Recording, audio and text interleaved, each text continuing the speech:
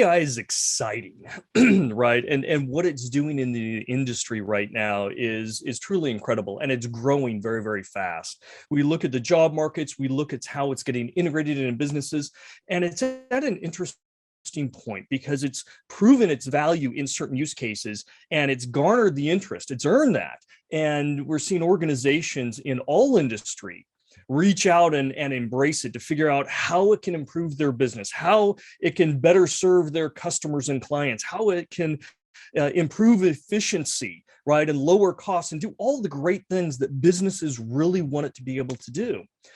Hello, and welcome to a brand new episode of Engati CX. I'm your host, Kimberly, and we're really excited to have all of you join us today.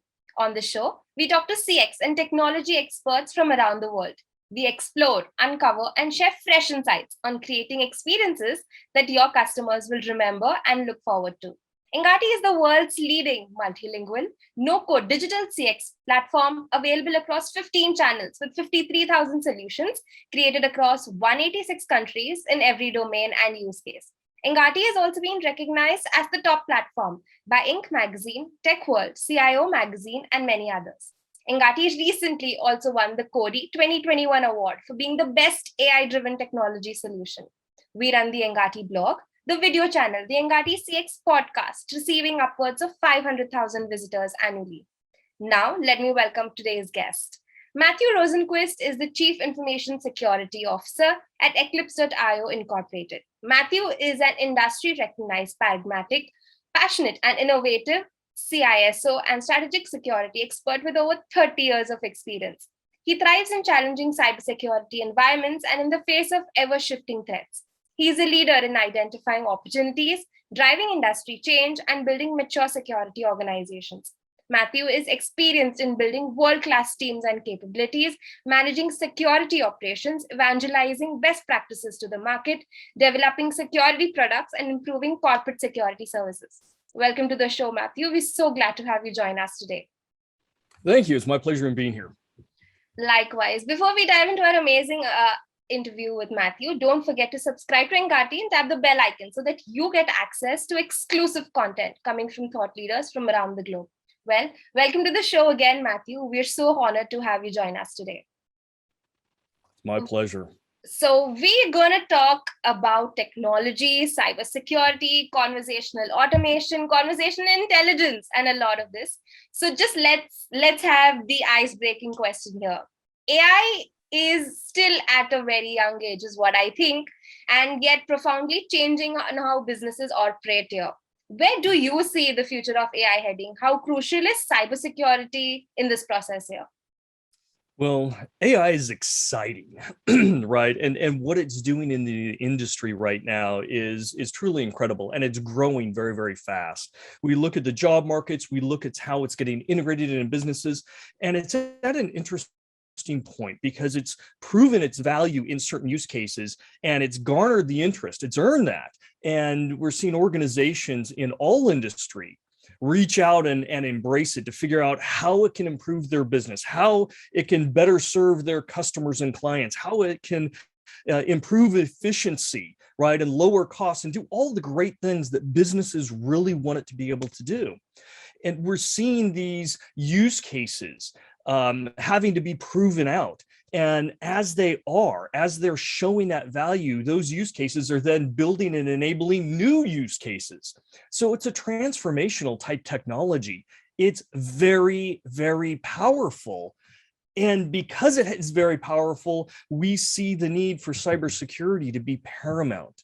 And if we think about the fact that AI needs, especially when you're looking at deep learning and machine learning, it needs a vast amount of data, but it also generates a vast amount of data. So with these pools, lakes, oceans of data that it's interwoven in, well, we need to be able to secure that. We need to be able to secure that confidentiality and the privacy of that data.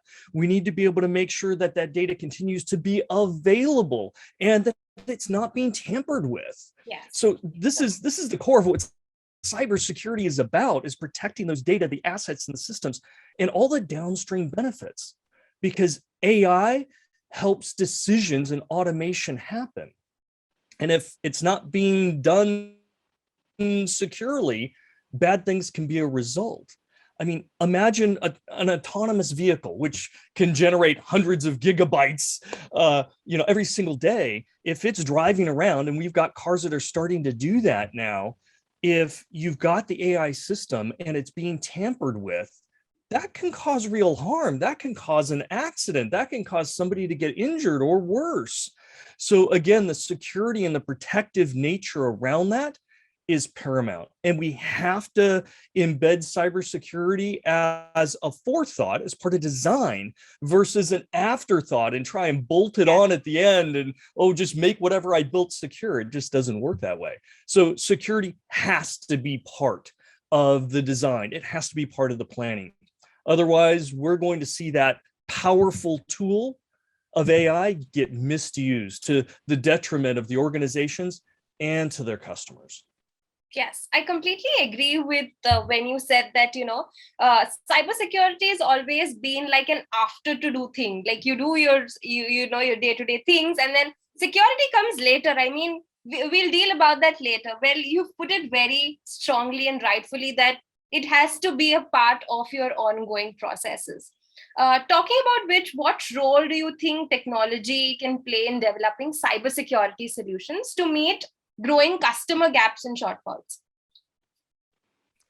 Yeah, so AI is great at many things. It's not great at everything, but it is great at different kinds of recognition. And we saw that originally with, facial recognition, image recognition, and voice recognition. It's also really well at figuring out optimal path determination. So whether it be for spending or location or process, whatever, and it can do that at scale and tremendous speed. So again, it's all part of the core competencies that AI brings.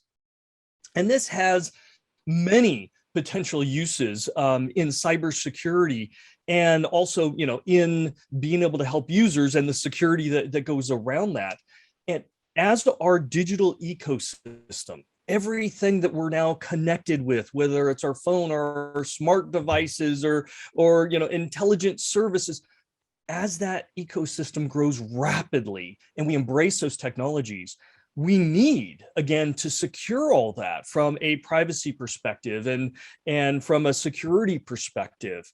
So AI can do many of those things at scale and speed, because we're looking, again, to protect that confidentiality, the integrity, and the availability of these systems, and trying to do that with humans making the decisions behind the scenes. It just doesn't scale. Humans can't understand the challenges and problems and respond to them fast enough at scale. So again, AI can step in and help in predicting what bad things might happen, in understanding as these systems come up or as users are making decisions, right? What risks emerge because of that? And again, then be able to start to automate some of those security controls to protect in real time as customers are making decisions, or as IT is making decisions, or things are changing, new applications are being turned on, or new services, right?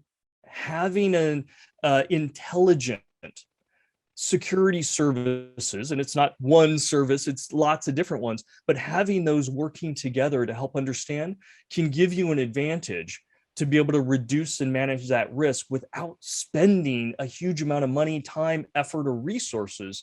It really makes it more efficient. And when we look at trying to predict what's going to happen, again, AI can assist with that too, because in my world, in the world of cybersecurity, I'm dealing with intelligent adversaries.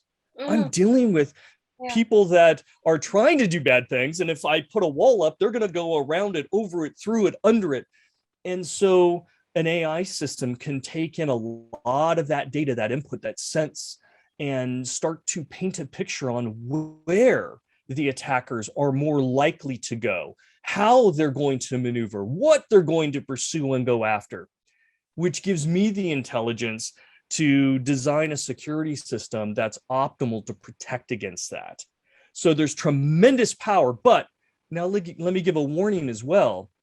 AI is just a tool, a powerful tool, but it's just a tool. It can be used by cybersecurity, and it is, but it also is being used by those bad guys as well.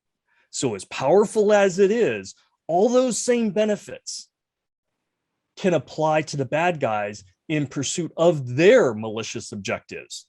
So this is a new arms race if you think about it. The bad guys are using AI to victimize people at scale, right, and improve. But the good guys, the security, is also trying to use AI to counteract that and provide security at scale in a cost-effective manner. So this is the new arms race, the new digital arms race that we face. Yes, definitely. I always had this question as to, the good guys are using technology. Also the bad guys are. So it is definitely a very strong war here. But all I could say is, when businesses kind of use this technology, it is very essential to know the drawbacks here. Talking of which, when customer experience comes into picture, how is technology can be used to have a good customer experience here, and how crucial is cybersecurity a parameter in this whole process in terms of collection of customer data and stuff like that? Yeah.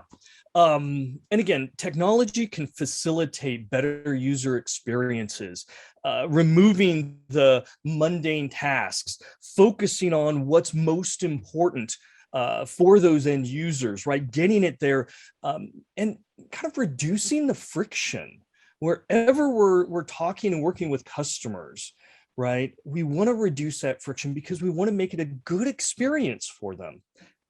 And technology, especially something like AI, can help us in that path. And we see it all the time, right? We see it in Google, where it almost predicts the things that we need or think we need, right? Or Netflix, and it's predicting what shows that would really entertain us, so we don't have to search and scroll, right? Across all the technology facets, whether it's a new application, whether it's a new service or a storefront or a website or a social media platform, AI can help us in that space.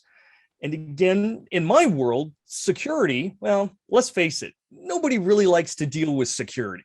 It's a pain. We're the team that says you have to have a long password and you have to log in and you have to go through all these hoops, and no, you can't connect to that website, right? And we inherently, for all the security controls that we put in place, we create friction. So using AI type of tools and that continuous feedback and learning, we can help minimize the friction while still hitting the security risk targets, right? So AI can play a very important role in removing that friction and yet still maintaining the expected level of security, because nobody likes to have their data exposed or their system hacked or locked. Ransomware, viruses, worms, Trojans, data breaches. Nobody wants to be a victim. But until we are, it's really tough to appreciate the security controls that are imposed. So AI may be one of those transformational capabilities and tools to help us find that right balance, deliver security with a minimum of friction at a good cost point. So that's the future, potentially the good future that AI can hold when we talk about better customer experience. Right. You very rightly mentioned how technology and AI already know what show I should be watching next, or what are my preferences in terms of shopping and stuff like that. Given your experience with technology here, what do you believe lies in the future of conversational intelligence? How is it going to change the world of customer service? Well, again, a hugely powerful tool. And AI, one of the first things AI really kind of showed its skill set at was voice recognition, and then also image recognition and things of that sort. So this is one of the core competencies, especially when we look at machine learning and deep learning kind of uses. And what I see in the future is kind of two areas. First off, I think we're going to see vast improvements for automated engagements with customers. Mhm. And I come from a time where the first automation is you would call a customer support line and you have to go through a menu system. Yes. Press 3 if you want this language. Press 7 if it's this type of problem. And you're pressing 15 buttons before you even get to explain your problem. And there is an importance of that because at least you get to the right person. But again, it's still frustrating. It's that friction and frustration. And yet, when we start to apply these AI and we can start talking naturally and explaining our problem from the start and letting the system in the background figure out what menu and what person or what services are best going to help you, that's going to really make it better. And we're seeing some of that in the banking industry, especially, but it's going to increase significantly, right? The accuracy, the smoothness of it. And it will be a much better experience, taking up less time from the end user and hopefully being able to expand the type of solutions and remedies that can automatically be applied. Correct. So that, I think, is the first area. The second area, I think, is around a greater depth of human interaction. Now, there are all sorts of different challenges in help desks, and I actually used to manage a help desk years ago. Communications, languages, nuances, all sorts of different things that can be very difficult. But imagine having an AI system that could, in real time, translate languages or idioms or other aspects of communications between the customer and the support agent. So you wouldn't have to have somebody with native language skills, right? It would automatically do that. And it would do it in a voice that isn't threatening, that is calming, that is at pace with what the customer is expecting. A fast-paced speaking customer, like myself, I speak pretty fast, I like dealing with somebody that also speaks very, very fast, right? And so you can start tuning that experience. And that can also lend in some passive tools. Imagine yourself talking with a customer and yet on the side seeing an analysis of, is this customer stressed? Is this customer panicking, depressed? Is this customer really seeking a resolution or just some empathy? Right? Being able to have a tool in the background to analyze all of that information and give better insights, that can also help expedite the process and give a higher level of service for those customers. So again, I think there's some direct tools and some indirect tools that can give a better read for and a better experience for the end customer as well as the support team, because being support is not easy either. It's a high stress job. And so if you want to keep those people around, again, adding to their benefit is also a good thing. So that's where I think it's going to be. But again, I'm going to throw out a point of caution here. Given all of this, I think we've got a lot of privacy concerns whenever you institute an AI system like that, that's listening in, that's doing analysis, that's making judgment calls on the customer.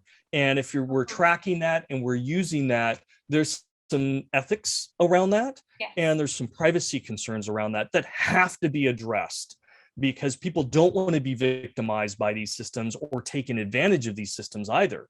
And again, and let's say you're a malicious salesperson, or you're a cyber attacker trying to, con somebody out of their money, social engineering. They could use these tools as well to manipulate and maneuver somebody to victimize them. So powerful tool, can be used for good, but also can be used for evil. And so we need to have the understanding, insights, and forethought to put the proper boundaries so that we get the benefits and we minimize those potential risks. Yes, you've clearly mentioned everything that customer service actually deals with and how technology is playing a very essential role here.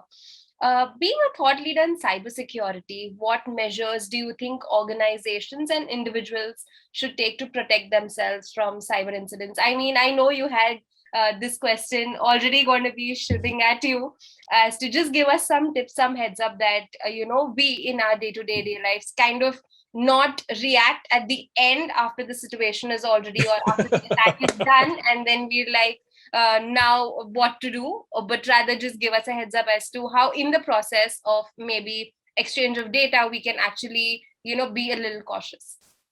Yeah, and I get this question all the time, right? Everybody in my industry gets this question all the time. How do I be secure? I don't want to get hacked. I don't. Okay.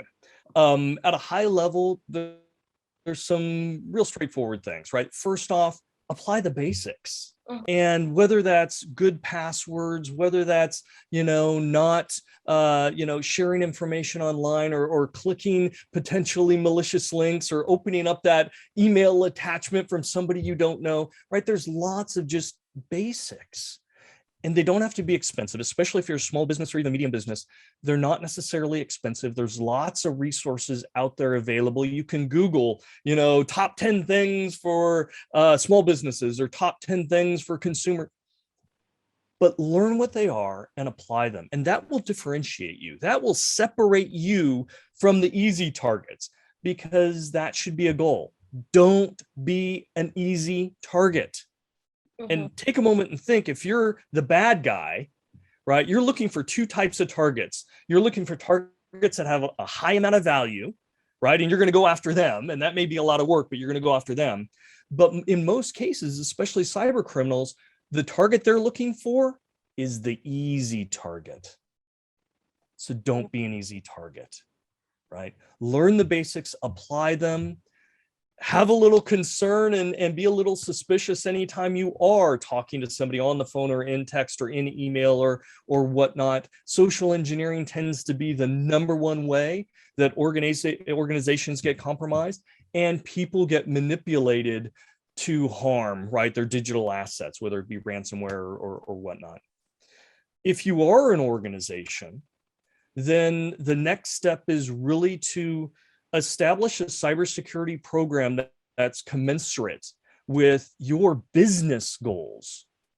And that's important because you're a business, right? And you do have goals. Align a security program to that. And at the end of that, you should be able to have a clear set of cybersecurity objectives that define what your optimal risk level is. You'll never get rid of all risk. It's impossible. And even if it were possible, it would be outlandishly expensive. So you don't want that, right? But on the other hand, you don't want no security. Yes. The optimal level is somewhere in between. And for every organization, it's a little different. So go through the exercise of figuring out for you and your organization where you're at, what is that optimal level of risk? That will also include the investment. That'll also include the extra friction internally and potentially with your customers. But make a conscious decision, plan, and strategy to do that. And you will be better off. You will not be surprised. You will be able to react. You'll be able to prevent a lot more things than you thought you could. And you'll be able to minimize the overall risk of impacts. And when impacts happen, the severity in which you feel the pain. So that's really kind of at a high level. And for all of us individually, be very cognizant. Again, social engineering, whether it's through email, right, spam, phishing, or phone calls or texts, that's the number one way you're going to get victimized. The other way is by you releasing your data, right? How much information do you release on social media or in email? Be very cognizant of that and understand the bad guys are constantly scraping that information and building profiles. So are other companies, right? There are many large companies that create profiles of you, and the bad guys target those profiles as well because they want to know. They want to know how to influence you. They want to know what kind of technology you have and use and what you're vulnerable in. And that's how they go after people in mass, at a mass scale. So be careful on what you share and how you act. Thank you so much for giving these tips. I'm sure this is something that we all need to hear time and again. because we all of us think that it is some big a big puzzle that we have to solve to get ourselves secured, but no, it is the basics. I mean, just do not open that email if you think it's not from someone that you don't know, or just don't answer that call. So thank you so much for kind of putting it in simple words and kind of drilling it in our heads to not be victims here. Are there any other thoughts you'd like to leave our audience with? Just that, the transformation that we're going through with digital technology is incredible, and it's wonderful, and it's providing more services and capabilities than we could have ever imagined if we went back 20 or 30 years. And we're just at the tip of that. What the world is going to look like in the next 20 or 30 years, we can't even fathom that. And with all this wonderful goodness, enablement, there will always come equitable risks with that. Yes. So we have to understand that cybersecurity is now just a part of our lives. It's not something that we should fear. It's not something that is going to crush us. We need to manage it like anything else. It's the cost of doing business, and it's the cost of having a great smartphone and having great services online and being able to meet from thousands of miles away. That's the benefit. There is a foundational cost to that, so we have to pay attention to that. Don't hate it, embrace it, because that's what enables all these great services and technologies that we benefit from. It's all part of the package. Definitely. I think it is all in our hands to kind of take care of the things that take care of us. Thank you so much, Matthew, for giving us your time. Your insights were really valuable. And I'm sure our audience is going to enjoy this interview as much as I did. Your energy is top of the roof. It is too good. So thank you so much for kind of sharing with us why you're passionate about technology. It is clearly very obvious in terms of how you've kind of explained simple thoughts, simple tricks that could kind of help us here. Thank you so much. My pleasure. Thank you. We'll be back again with a new episode and a brand new expert soon. So stay tuned, and we'll see you around for the next one.